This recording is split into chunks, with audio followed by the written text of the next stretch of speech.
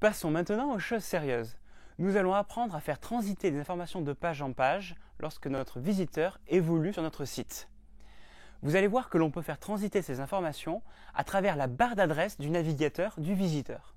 Est-ce que vous avez déjà remarqué à la fin de la barre d'adresse qu'il y avait parfois des caractères un peu spéciaux, par exemple un point d'interrogation suivi de valeurs, des égales, des et, des esperluettes.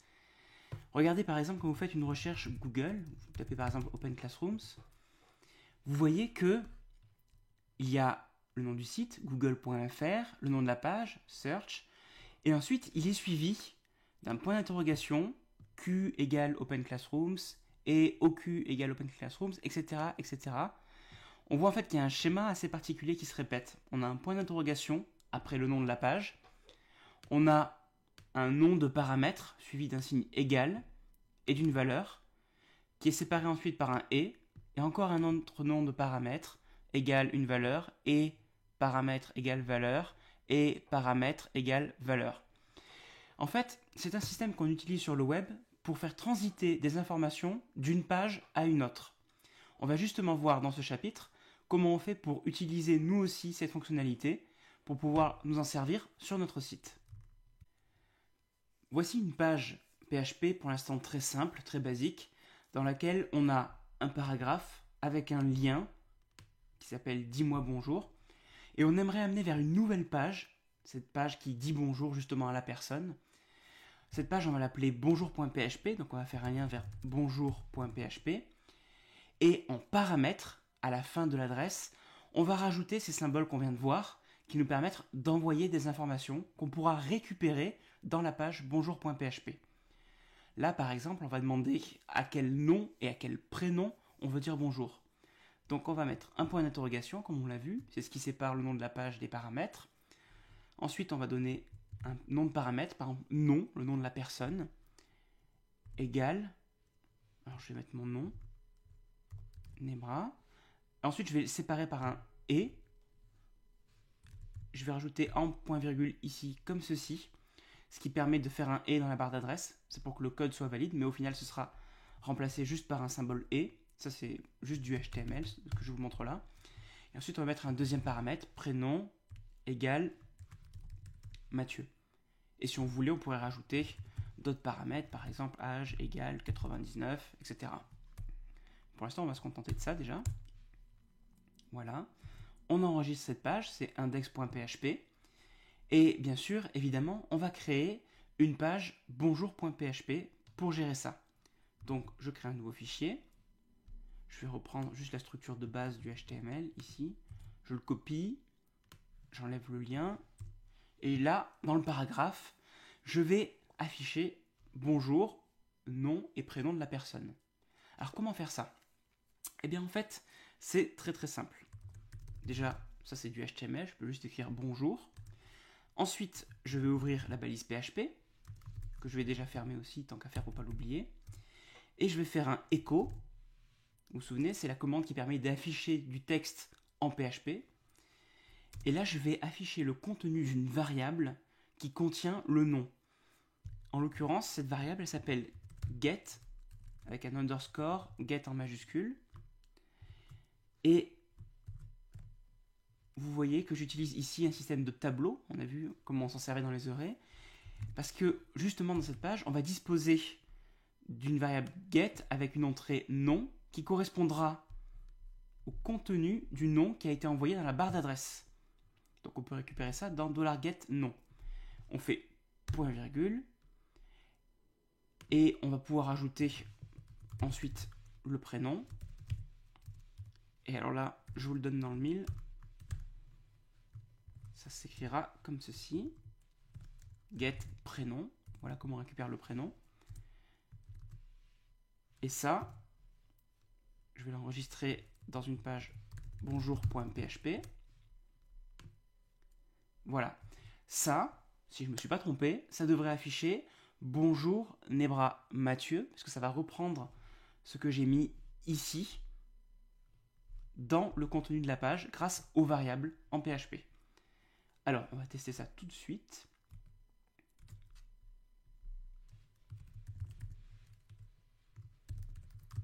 on ouvre notre page index.php. Ah, pardon, c'est dans un sous-dossier que je l'ai mis, cours PHP, voilà. Et là, vous voyez le lien « Dis-moi bonjour » qu'on a créé. Je vous remontre dans l'éditeur de texte. Voilà, on est ici et ça affiche simplement un lien « Dis-moi bonjour » avec les paramètres nom et prénom. Donc, si je clique maintenant sur « Dis-moi bonjour », je vais être amené vers bonjour.php. Vous voyez le point d'interrogation, le nom égale Nebra, prénom égale Mathieu, qu'on a rajouté à la fin de l'adresse. Et vous voyez que la page affiche bien bonjour Nebra Mathieu, parce qu'elle reprend le contenu de nom et le contenu de prénom grâce à $getNom et $getPrénom. Et pour faire ça un petit peu mieux au niveau du code, je vais revenir ici dans bonjour.php. Vous voyez que j'ai ouvert 2 balises PHP l'une après l'autre. C'est un peu lourd, c'est pas forcément nécessaire. Là, ce que je vous recommande de faire, c'est de concaténer des variables comme on a appris à le faire. Je vais enlever ce qu'il y a au milieu. Je vais faire une seule instruction echo qui se terminera ici par un point virgule et je vais le séparer comme ceci par un espace. Voilà.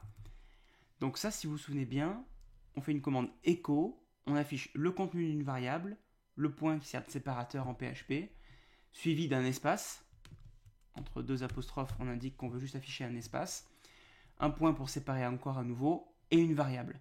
Ce qui nous permet d'avoir une seule balise PHP plutôt que 2 d'affilée, ce qui sera quand même un peu plus pratique à maintenir par la suite. Si j'enregistre, je reviens dans mon navigateur.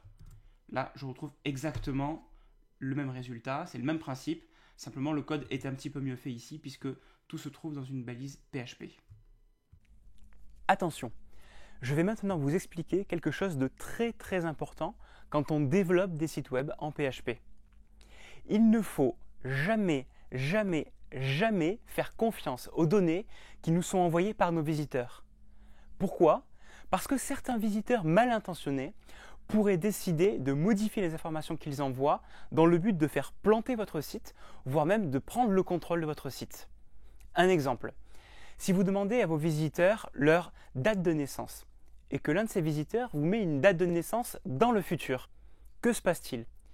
Si vous n'avez pas prévu le coup, il se pourrait que votre site plante ou pire, donne des accès non autorisés aux visiteurs. Donc soyez prudents et vérifiez toujours la crédibilité d'une information qu'on vous envoie avant de la traiter. Maintenant qu'on sait ça, il va falloir quand même faire très attention à ce qu'on peut faire transiter dans la barre d'adresse. Pourquoi ? Eh bien parce qu'il est très facile de modifier le contenu de la barre d'adresse. Par exemple, en tant que visiteur, je pourrais très bien intervenir ici et écrire que mon nom et mon prénom sont Dupont Jean, par exemple. Et si je fais ça, qu'est-ce qui va se passer ? Eh bien, PHP va s'en rendre compte et va afficher bonjour Dupont Jean. À la limite, vous me direz, c'est pas très grave. La personne peut changer son nom, ça permet de l'adapter si elle veut, c'est pratique. Mais qu'est-ce qui se passe si, par exemple, la personne va enlever la partie du prénom ? Ou encore, va afficher nom blablabla à la place de nom. Eh bien, vous voyez que ça ne marche plus. Non seulement le nom ne s'affiche plus, mais en plus, il y a une erreur. Une erreur notice qui dit qu'on essaie d'accéder à une variable qui contient nom et une variable qui contient prénom, et elle n'existe pas. Alors justement, le problème là qu'on a, c'est que l'utilisateur a modifié l'adresse, les variables n'existent plus, et du coup PHP affiche une erreur. Pour éviter ça, heureusement, il existe une solution. Ce qu'on va faire, c'est qu'on va tester en PHP avec un if si les variables existent. Pour ça, on va faire if isSet $get non and isSet $get prénom. On va vérifier que le nom et le prénom sont définis dans la page avant d'afficher bonjour.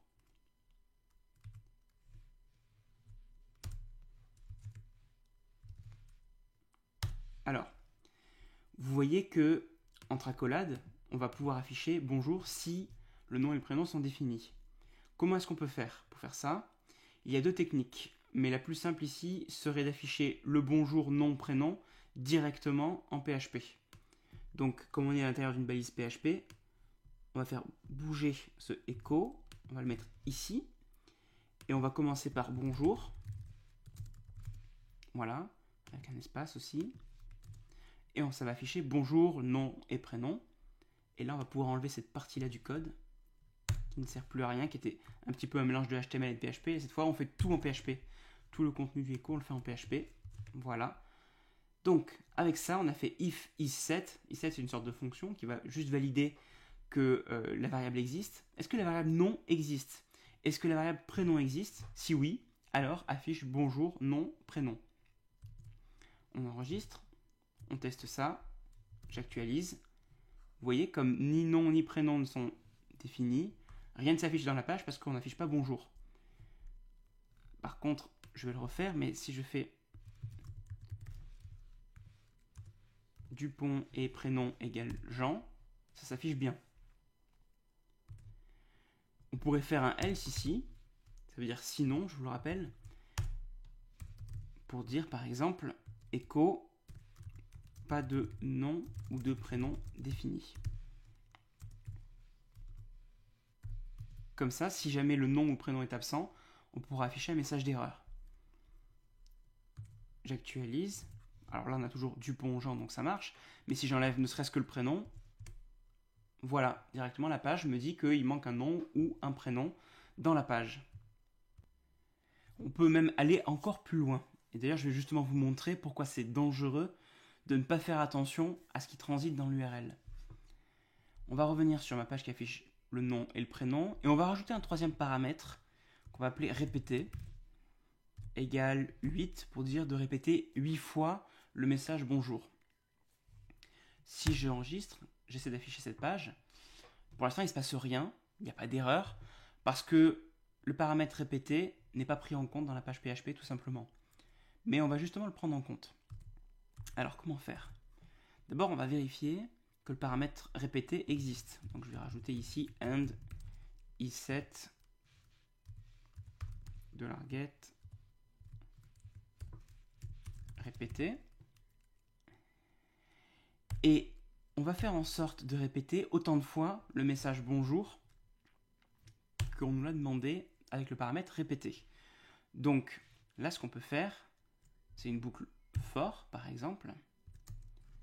For $répétition, numéro de la répétition, égale 1, on commence à 1. $répétition est inférieur ou égal à get répété. Qu'est-ce que je suis en train de faire là? Je suis en train de définir une boucle qui m'indique combien de fois le message devrait être répété. Voilà. J'ai ouvert des accolades. Je vais y placer mon echo à l'intérieur, comme ceci. Voilà. Là, ce qui va se passer, c'est que le message va être répété une fois, puis 2 fois, 3 fois, jusqu'à ce qu'il atteigne la valeur de $get répété, c'est-à-dire ici 8 fois. Donc, on va tester ça. J'actualise. Et on voit que le message est bien répété 8 fois ici. Bon, évidemment, c'est pas très joli parce que j'ai oublié de faire un retour à la ligne, ou une balise de paragraphe d'ailleurs. On va faire ça directement ici. On ouvre la balise de paragraphe. On concatène à nouveau. On ferme la balise de paragraphe. Voilà. Ça devrait être un peu plus joli. Voilà. 1, 2, 3, 4, 5, 6, 7, 8. Et là, si je veux changer, eh bien, je peux faire 18 par exemple. Et le message est répété automatiquement 18 fois. Mais qu'est-ce qui se passe si un visiteur mal intentionné décide, par exemple, de demander autant de répétitions? Eh bien, PHP va faire ce qu'on lui demande, c'est-à-dire qu'il va le répéter autant de fois que ce qui est indiqué. Et là, le risque que vous avez, c'est que PHP n'arrive pas à générer la page parce que ça va demander trop de mémoire, ça va être trop gourmand en mémoire. Et du coup, il va planter et peut-être qu'au bout d'une trentaine de secondes, il va s'arrêter automatiquement parce que ça va être trop long pour lui. Il va dire non, je refuse de générer cette page PHP parce que là, c'est vraiment trop long. Donc, ça, c'est évidemment un problème. Il faudrait surveiller qu'on ne puisse pas modifier pour une valeur trop grande le nombre de répétitions. Mais il faudrait aussi surveiller qu'on ne met pas n'importe quoi dans la valeur de répéter. Par exemple, si moi je décide de mettre répéter égale n'importe quoi, mettons grenouille. Ça veut rien dire, répéter grenouille fois. Parce que je n'ai pas mis un nombre alors qu'on attendait un nombre, justement. Donc, pour éviter ça, il va falloir être très très prudent. Il va falloir d'une part vérifier qu'on ne dépasse pas une certaine grandeur pour le nombre et vérifier qu'on possède bien un nombre. Donc, en l'occurrence, je vais commencer par vérifier que $get répété est bien un nombre. $get répété, est-ce que c'est un nombre?